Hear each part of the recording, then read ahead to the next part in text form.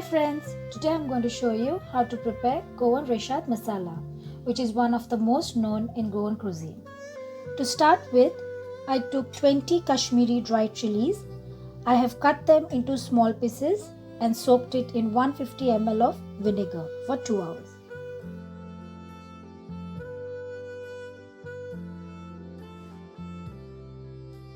Add half teaspoon of cumin seed, 10 to 12 cloves, 2 inch of cinnamon stick, 12 large garlic cloves,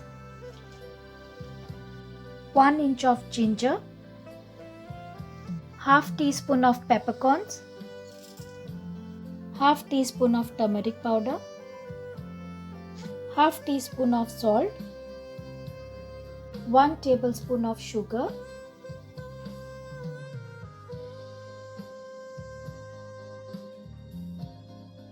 add 1 medium fried onion. I prefer using fried onion because it caramelizes very well and gives a good flavor than the roasted onion. But it's up to you if you want to use roasted onion instead of fried onion. Add 50 ml of vinegar.